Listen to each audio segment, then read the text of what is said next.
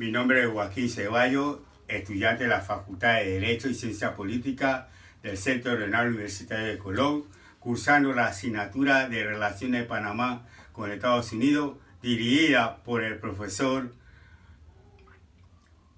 Martínez Flores, José Ángel Martínez Flores, que dirige la asignatura de Relaciones de Panamá con Estados Unidos. Hoy le voy a hablar de una cronología de los hechos, de los sucesos que se dieron el 9 antes de enero. Primero queremos empezar por el 18 de noviembre de 1903, donde se firman los tratados Hay-Bonú-Guarila-Hay. Estos tratados no fue firmado por ningún panameño, fue firmado por un estadounidense y un francés.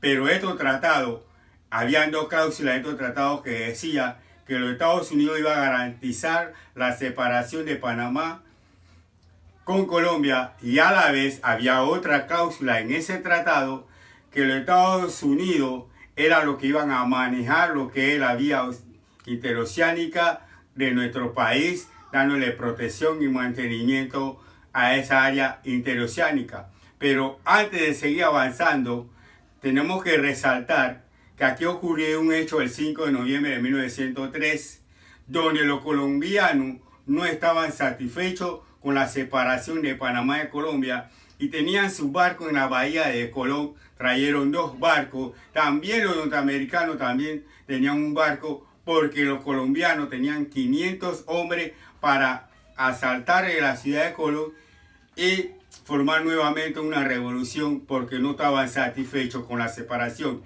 Pero se pudo convencer al general Torres y a su tropa, dándole $8,000 para que se regresaran a los Estados Unidos. Seguimos con estas cronologías de los hechos. Un 11 de octubre de 1925 se da una lucha inquilinaria, donde se da el alza de los alquileres de la casa de madera que existía en ese entonces, y se reformaba el código administrativo. El presidente en ese entonces era Rodolfo Chari. Pide ayuda a los Estados Unidos invocando la Constitución de la República de Panamá, el artículo 104, donde este movimiento inclinario fue reprimido por las tropas americanas. El 28 de julio de 1926, Panamá firma otro tratado, que son los tratados Kelos-Alfaro, un tratado que lesiona la integridad panameña, donde los Estados Unidos quieren apropiarse de la tierra panameña. Pasamos al 2 de marzo de 1936, donde se firman los tratados Arias-Roosevelt, donde los Estados Unidos cambian su medida, y dicen que fue un buen tratado porque los Estados Unidos aplica la política de no intervención y respetar la libre determinación de los pueblos. En esa época, el año 1936, se le permite a Panamá construir la carretera transísmica, conocida como la carretera Roy Roosevelt, ¿verdad? Que se dio en el año 1936. Que ocurre, los Estados Unidos tenía problemas con otros países del área europea, y ahí proyectar su política del buen vecino, de buena cooperación y amistad. El 10 de diciembre de 1947 se firman otros tratados, que son los tratados Filoxay, donde los Estados Unidos ya había terminado la guerra mundial, la Segunda Guerra Mundial. Ellos querían legalizar en Panamá 117 bases militares, y una de las áreas que querían tomar era Isla Mamey, Cunayala, conocida como San Blas, y otras áreas de la República de Panamá, para establecer sus bases militares. Pero hubo protestas en la calle, donde se manifestaron una manifestación de 20 mujeres que fueron a manifestarse en contra de ese tratado que se dio. Hubo una protesta iniciando desde el 10 de diciembre, el 12 de diciembre hasta el 22 de diciembre. Hubo protesta en la República de Panamá. Pero no fue hasta el año 1948 donde los Estados Unidos hacen toda la desmantelación de esas bases militares que tenían aquí en Panamá, menos la que tenían en la zona del canal.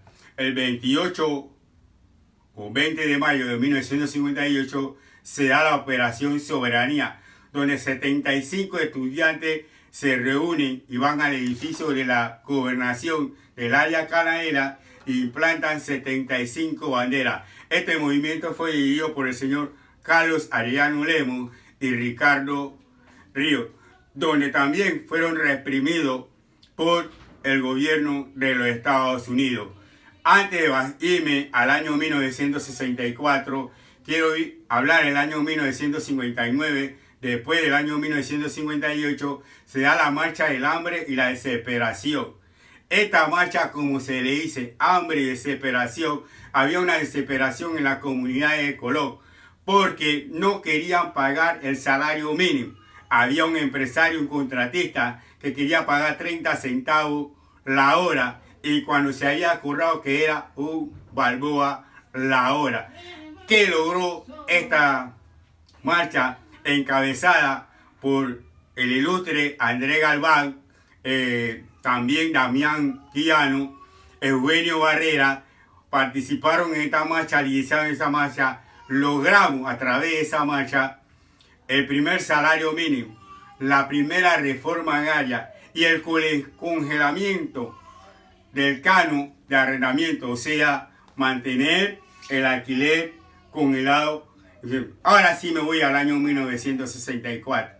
Se había acordado con el gobierno de Estados Unidos que ambas banderas tenían que izarse en todo el territorio nacional, incluyendo el territorio que ellos dominaban, como conocido como la zona del canal. Habían llegado a un acuerdo, pero el Estados Unidos no cumplió con el acuerdo y los estudiantes del Instituto Nacional, reunidos en diferentes salones con el rector, acordaron ir a la zona del canal para izar la bandera, porque la bandera se izaba de 6 de la mañana a 6 de la tarde. Pero como ellos vieron que no estaba izada, fueron muy respetuosamente a ese lugar donde los soldados norteamericanos, la policía norteamericana, los iba a proteger para que ellos pudieran izar la bandera en el lugar donde no estaba. Pero ellos mismos, los policías, no le dieron la protección a los estudiantes del Instituto Nacional porque ellos estaban en otro grupo de estudiantes soneitas, gringos y los padres de familia, y los muchachos fueron atacados. A partir de ese incidente se formó lo que hoy conocemos como la víctima del 9 de enero. Uno de los primeros caídos fue el compañero Ascanio Arrosemena, un estudiante de 20 años, era miembro de la Cruz Roja que se esforzó. Estos eventos del 9 de enero de 1964 no solamente se produjeron en la ciudad capital, se produjeron en el interior de la República, donde también protestaron con este hecho a la violación de la soberanía de nuestro país, donde también aquí en la ciudad de Colón hubieron varios mártires, varios caídos que se enfrentaron en esa lucha de liberación nacional. Muchas gracias por su atención.